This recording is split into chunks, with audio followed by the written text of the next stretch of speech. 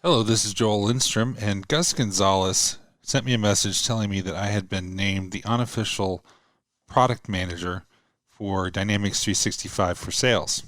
Or I guess we don't say for anymore. Dynamics 365 sales, and wanted me to give you my list of the things that I would do if I was in charge of the product. I'm not in charge of the product as far as I know, but I have been working with Dynamics 365 sales for a long time. Done many different deployments to all kinds of different sales organizations. And add to that, for about 10 years before I was in consulting with CRM, I was in sales. I sold asset management software. I sold copiers and fax machines back in the late 90s. So I've had experience using CRM systems as a salesperson. And so I've got some perspective on this. So another thing I will say is some of the things I'm going to mention are actually doable with the use of Power Platform or extending the platform through XRM and other capabilities. But I think there would be a value in having some of these as more standard offerings that would make the Dynamics 365 sales offering even a stronger competitor against some of the other platforms out there. So I'm going to do my best Gus Gonzalez here and give you my top 10 lists of things that I would like to see improved in Dynamics 365 sales. And these aren't in any particular order. First of all, I guess if we go number 10, 10 to 1. So number 10, simplify the product lineup. One thing I find challenging is sometimes there is functionality out there, but users don't know it's there because the sales functionality is currently split between 3 to 4 different products. So you got the base Dynamics 365 sales SKU that has your standard opportunities and quotes and stuff like that. And then you've got things like the relationship AI stuff that has your relationship trends, your lead and opportunity scoring. You've got LinkedIn Sales Navigator that adds some additional types of leads of lead functionality and some other really nice stuff. And don't forget Sales Professional. So with all the mix there, it's not that uncommon for people to not know stuff is out there. Add to that, there's specific functionality that works through the Sales Hub that doesn't yet work in model-driven apps if you build them yourselves. And many customers have built their own custom model-driven apps, even with sales licenses, and put opportunities and leads in it, but they don't know they're missing out on the new email experience. So I would look to simplify that because it's really confusing sometimes now when you've got functionality. So, for example, there's some things in the sales AI stuff around the email engagement and the relationship trends, where I think at least a basic version of the relationship trends should be a standard feature in Dynamics 365 sales. And then if you want to make it smarter or enhance it or have a premium feature set, then having that as a separate SKU item is good because not everybody wants it.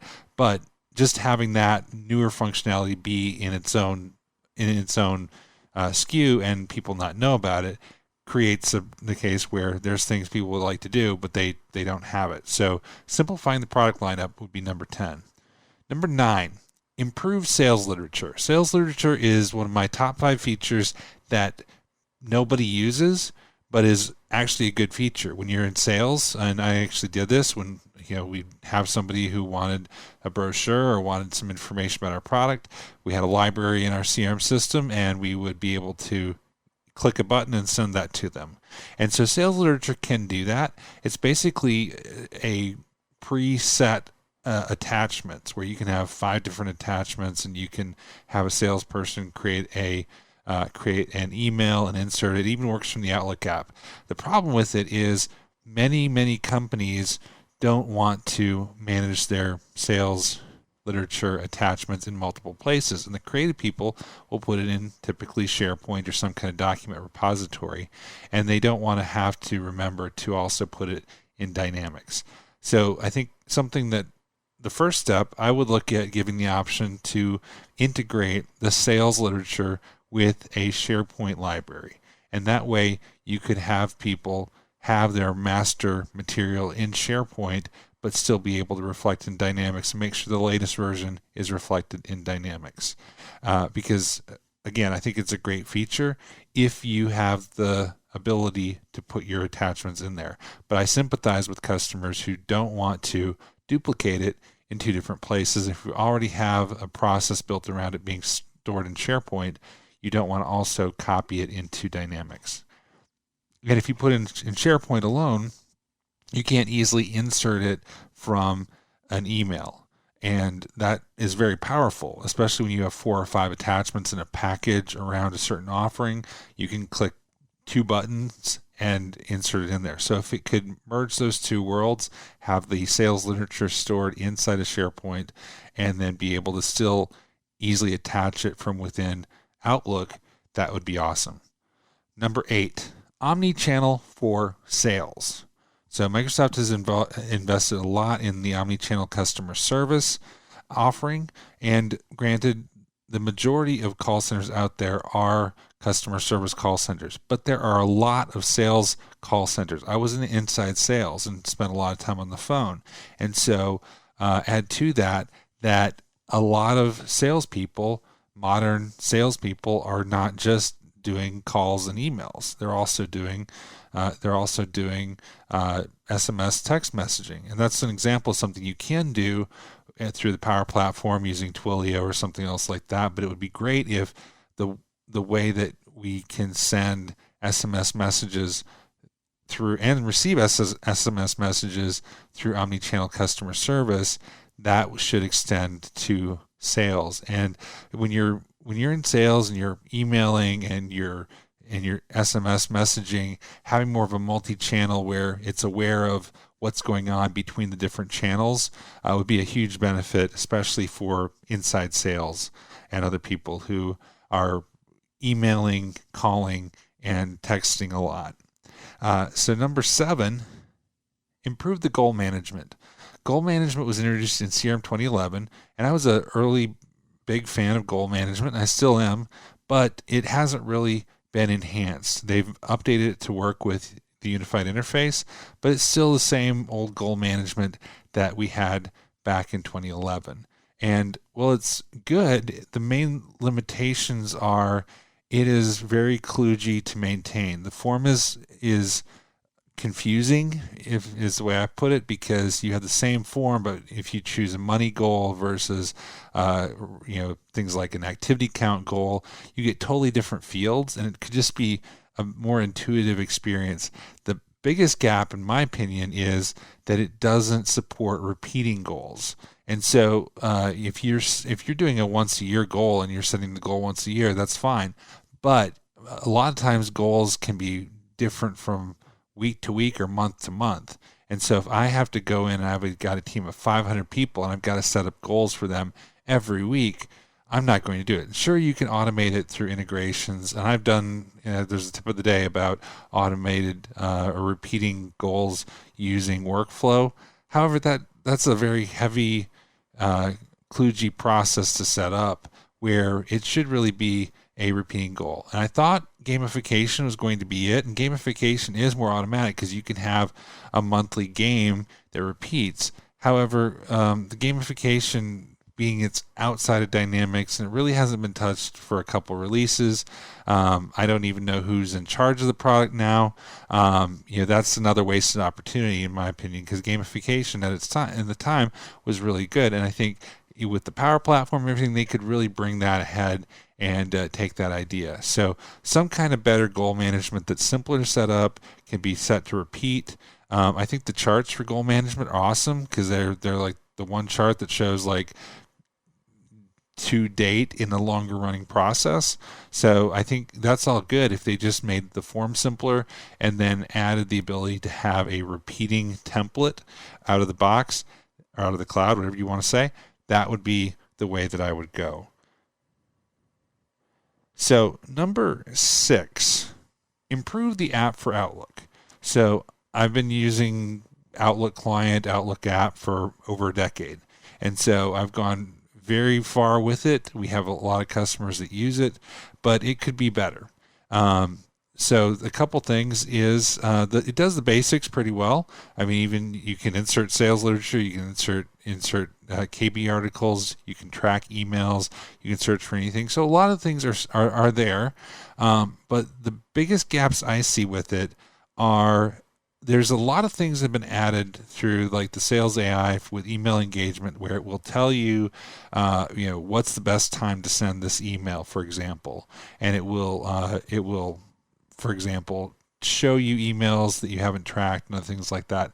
I think the email engagement should be exposed through the app for Outlook because it's great functionality, but a lot of people don't use it because they don't send emails through the web client. They send them through Outlook. And especially on my phone, if I could on Outlook send an email and can use the email engagement functionality to be smarter about when I should send the email and other things like that, that would be awesome. Another thing, it currently on the phone doesn't let you track sent messages when you send them. You have to send them and then you have to go into your sent items and then track it. I believe that's a limitation in Outlook Mobile, not necessarily Dynamics, but that's one gap that comes up quite a bit, where it would be nice to be able to send the email and track it. So I would prioritize getting that out there just so we have parity between the mobile experience and between the desktop experience for the app for Outlook. So number 5, bring Who Knows Who and LinkedIn Sales Navigator connection information together. So right now we've got, there's a couple of examples where we've got in LinkedIn Sales Navigator, it will tell you who's connected to this person on LinkedIn. In Who Knows Who, it'll tell you who's been interacting with them via the Office graph. That's great, but that's two different places for basically the same information. And the holy grail would be if I could see one list and could see both the LinkedIn connections and the Who Knows Who. I would add lead scoring to the list. We've currently got 2 different flavors of lead scoring out there. We got the lead scoring in Dynamics 365 Marketing. We've got the lead scoring in the Sales AI that are totally different, score in different ways, answer different questions, but it's just another example of where we've got 2 kind of similar functions that should be standardized and brought together in a better way. Number 4, commission and margin calculations. This is one thing that CRM systems like Siebel could do 20 years ago. And as a former salesperson, the number one thing you care about is how much money are you going to make on your sales. And so this is something that it just makes sense to me that the CRM system should more easily be able to support things like commission models and commission calculations and profitability margin, displaying that to it. Again, you can get that, you can bring it in, but it takes a lot of work to do that. So, for example, say I am a salesperson creating an opportunity and have the choice to recommend product A or product B. I would think a very useful feature would be to be able to see what's the projected commission, or if I do this discount, how is that going to impact my paid? For that, you would need margin information of how much profitability based on the cost of the items in the opportunity, and you would also need to have the commission model in there. But again, that's something that old school CRM systems could do because they were really tied much tighter in with an ERP system. But again, if there was a standard capability to do that, that could be flexible to support at least the main kind of models of commission, that would be a great start. Number 3, more flexible opportunities. What I mean by this is the opportunity, or really the quote opportunity sales invoice process inside of Dynamics really hasn't changed for a long time, and it really is designed for a specific paradigm of I'm a salesperson and I'm selling X number of widgets for X number of dollars and getting a one-time sale of the extended amount. That works for some customers, but there's a very large number of customers that don't do business that way. So I'll give you some examples. Say you are a consumer packaging company, and you sell boxes that other companies use for their goods that go to the store. You're not selling a one-time order there. You're getting commitment to buy over, say, a 12-month period, X amount. And so that's where the whole opportunity products at this price and this extended cost don't apply at all to things like that. A lot of retail consumer products type companies, or things where manufacturing companies where you're manufacturing subcomponents that are used by other companies to manufacture things. You're not doing a one-time order. And so that's where the opportunity model and the way the products and opportunities and extended amount and opportunity forecasting work is all around that kind of traditional model where there's a whole lot of companies out there. So what I'm looking for there is, some alternatives between just the, system calculated versus manual opportunity value. There should be support for a 12-month, 24-month volume kind of sale that when it closes, it doesn't actually close the opportunity, but it more is a forecast of what's going to come. And the simple sales forecasting that was introduced last release, it doesn't come close to addressing those types of scenarios. Add to it people who sell services and other things like that. So I think that would be something that would be really good to have in there.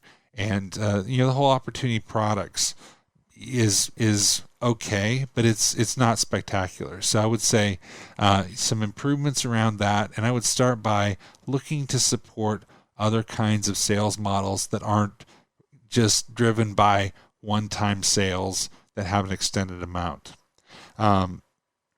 Number 2, improve territories. Now this is one area where in other modules like field service, Microsoft has enhanced the territories, but it hasn't really made it to sales. And even with what's in field service, the territory is just basically a parent header for grouping records. But for example, if you've got large territories, the challenge is it's very manual to reassign your territories, and there's no territory rationalization capability. So if I want to see is territory A overloaded compared to territory B, there should be the ability to tie it to zip code. Look at something like Easy Territory. There should be a way to visually see your territory on a map, and even maybe draw shapes on the map to do new territories. Because if you want to do something just manually by account, separating them out, you can do that by using the territory lookup. But if you want to have something more intelligent, where you want to say they get companies based on postal code or based on even state, since those are all text fields in the address, you have to do a fair amount of customization to make it work, or invest in a third-party tool.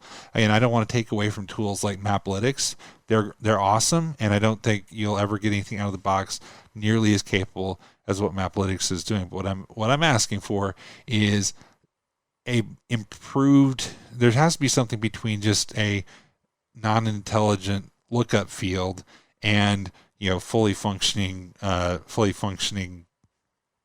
system, territory management system.